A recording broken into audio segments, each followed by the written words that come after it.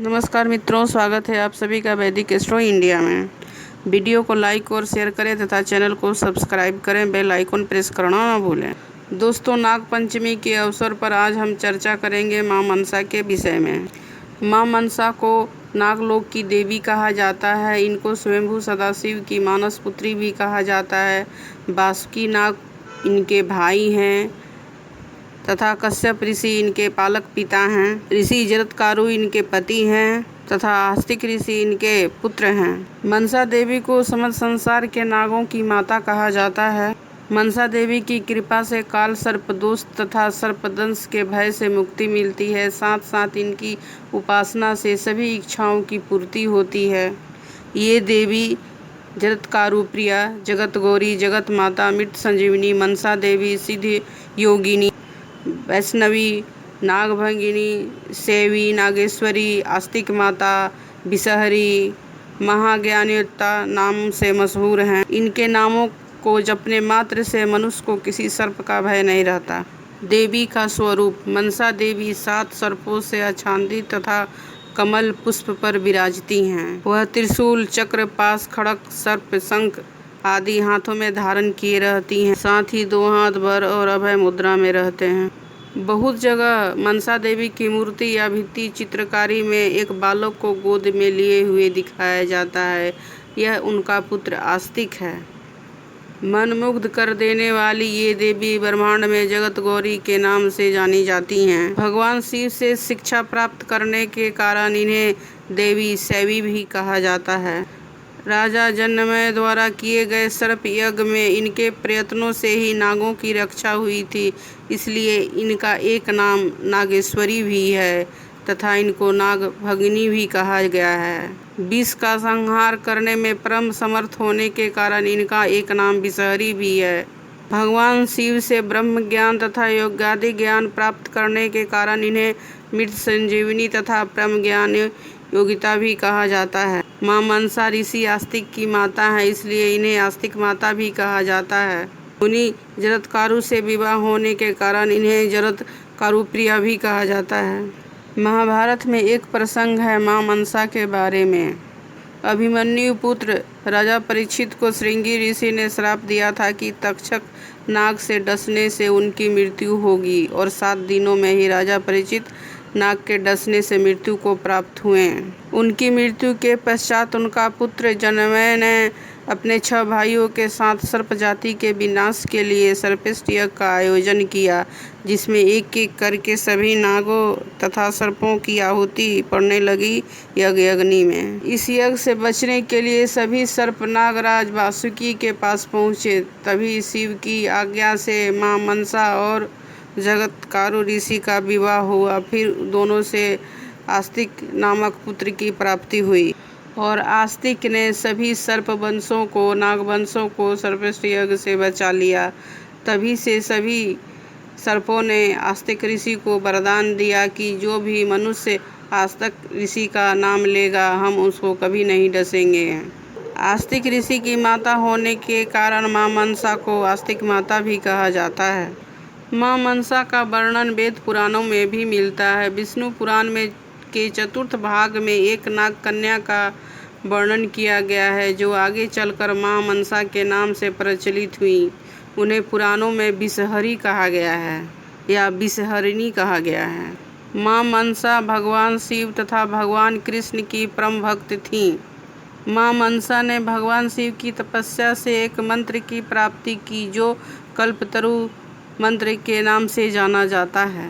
भगवान कृष्ण की आराधना कर कृष्ण द्वारा सदैव पूजित होने का वरदान भी प्राप्त किया। मां मनसा ने कृष्ण की आराधना कर उनसे वरदान प्राप्त किया। भगवान कृष्ण ने भी स्वयं मां मनसा की पूजा की तथा इनकी पूजा का प्रचार किया था। आइए अब हम मां मनसा के जन्म से जुड़े कथा को जानने का प्रयास करते हैं। भगवान शिव की मानस पुत्री होने के कारण इनका नाम मनसा पड़ा। मां पार्वती जब काली के रूप में प्रकट हो दैत्यों का संहार किया था, उसी में वासुकी नाग की बहन का मृत्यु हो गई थी। अपनी बहन की मृत्यु पर वासुकीनाथ बहुत ही शोकाकुल थे। दुखी देख भगवान ने अपने मस्तक से एक कन्या को जन्म दिया और उसे बासुकी नाग को भेंट देते हुए कहा कि ये तुम्हारी बहन है। शिव की मानस पुत्री होने के कारण इनका नाम मनसा रखा गया। इस प्रकार मनसा का प्राकट्य हुआ। मनसा देवी को बहन के रूप में पाकर बासुकी नाग की प्रसन्नता की कोई सीमा नहीं थी। बासुकी नाग मां मनसा को लेकर नागलोक की तरफ चल पड़े। लेकिन अभी आधी ही दूर गए होंगे कि बासुकी नाग को मूर्छा आने लगी, मां मनसा के विष के जहरीले प्रभाव से। मां मनसा बहुत ही जहरीली थी। जन्म से ही कहा जाता है कि मां मनसा का जन्म से पहले ही भगवान शिव ने विष पिया था, हलाहल। मां मनसा में इतना विष है कि सारे संसार का विष एक तरफ और इनका विष एक तरफ। कहने का मतलब ये हुआ कि मां मनसा में इतना विष है कि सारे संसार का विष इकट्ठा कर देने पर भी इनके विष के आगे कम पड़ जाएगा सारे संसार का विष। इतना हलाहल विष है मां मनसा के शरीर में। भगवान बासुकी ने भगवान शिव से प्रार्थना की कि हे भगवान, मैं इस कन्या के विष के ताप को सहन नहीं कर पा रहा हूँ। ये कन्या शिशु है, ये कैसे इस ताप को सहन कर पा रही होगी। तब भगवान शिव ने पंचकोश क्रिया द्वारा मां मनसा को शिशु अवस्था से सीधे युवा अवस्था में पहुंचा दिया। ब्रह्मांड में सबसे ज़्यादा विषैली होने के साथ साथ शिव की मानस पुत्री होने के कारण देवी मनसा में चमत्कारिक शक्तियां भी अद्भुत मौजूद थीं। मनसा देवी को धीरे धीरे अपनी शक्तियों का ज्ञान होता गया और उनमें धीरे धीरे अहंकार आता गया। अपनी इन शक्तियों के आधार पर पाताल लोक में अपना अधिकार प्राप्त करने का प्रयास भी किया और बलपूर्वक सभी से अपनी पूजा करवाने का प्रयास भी किया। वह चाहती थी कि जैसे गणेश और कार्तिक की पूजा होती है वैसे ही शिवपुत्री होने के कारण उनकी भी पूजा हो। वह बगावत पर उतर आई थी। जब भगवान शिव को पता चला कि सभी देवियों की तरह अपने को पूजित करवाने के लिए सभी को ताड़ित कर रही है मनसा, तब भगवान शिव ने मां मनसा से कहा, हे देवी, तुम पृथ्वी लोक पर जाओ। वहाँ मेरा एक चंद्रधर नाम का भक्त है। यदि वह तुम्हारी पूजा कर लेगा तो सभी तुम्हारी पूजा स्वीकार कर लेंगे। चंद्रधर शिव का अनन्य भक्त था। वह देवी मनसा की पूजा नहीं करना चाहता था। देवी मनसा ने बलपूर्वक चंद्रधर को अपनी भक्ति के लिए विवश करने का प्रयास किया, मगर चंद्रधर शिव का परम भक्त था। वह किसी भी अन्य देवी देवता का पूजा आराधना नहीं करता था। वह साफ बोल दिया कि मैं आपकी आराधना नहीं कर सकता हूँ। तब मनसा चंद्रधर पर क्रोधित हो गई और चंद्रधर के सातों पुत्र को एक एक करके मार डाला। तब चंद्रधर की पत्नी ने मां मनसा की प्रार्थना की, देवी मनसा उससे प्रसन्न हो उसे एक पुत्र होने का वरदान दिया।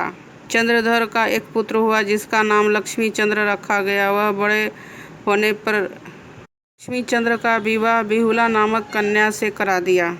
बिहुला महान सती स्त्री थी। जब चंद्रधर मां मनसा के प्रयासों के बावजूद भी उनकी पूजा नहीं की, तब मां मनसा ने अपने ही वरदान द्वारा प्राप्त पुत्र लक्ष्मी चंद्र को मार दिया, शादी की पहली रात को ही। बिहुला महान सती थी। वह तीनों लोक के देवताओं से प्रार्थना की कि उसके पति को जिंदा कर दें, उसको न्याय दे, लेकिन कोई भी कुछ नहीं कर पाया। सभी ने बिहुला को भगवान भोलेनाथ के आश्रय में जाने को कहा। वह भगवान शिव के सामने जा प्रार्थना करी। जब भगवान शिव को पता चला कि बिहुला के पति का मौत के कारण उनकी पुत्री मनसा ही है, तब भगवान शिव क्रोधित हो गए और मनसा को लक्ष्मी चंद्र को जीवित करने को कहा। तब मां मनसा को अपनी गलतियों का एहसास हुआ और सभी से माफ़ी मांगी तथा लक्ष्मी चंद्र के साथ साथ चंद्रधर के सातों पुत्र को भी जीवित कर दिया। तब सती बिहुला ने चंद्रधर से प्रार्थना की कि पुष्प अर्पित करके मां मनसा की पूजा करनी चाहिए। बिहुला की प्रार्थना और भगवान शिव के आदेश पर चंद्रधर ने मां मनसा की पूजा करना चाहा। मां मनसा ने सभी देवी देवताओं को दाएं हाथ से पूजा की जाती है, लेकिन मेरी पूजा बाएं हाथ से करनी होगी, तभी मैं पूजा आराधना को स्वीकार करूंगी। तभी से मां मनसा की पूजा आराधना तथा भोग बाएं हाथ से किया जाता है। भगवान शिव ने मनसा को आशीर्वाद दिया कि हे मनसा, तुम इस संसार में देवी की तरह पूजी जाओगी। जो भी तुम्हारी पूजा करेगा उसकी सारी मनोकामना पूर्ण होगी। साथ ही लोगों को सर्पदंश भय तथा कल सर्पयोग से भी मुक्ति मिलेगी। वैसे तो मां मनसा के कई मंदिर हैं, लेकिन इनका शक्तिपीठ हरिद्वार में स्थापित है। यह मंदिर हरिद्वार से 3 किलोमीटर दूर शिवालिक पर्वत श्रृंखला में बिलवा पहाड़ पर स्थित है।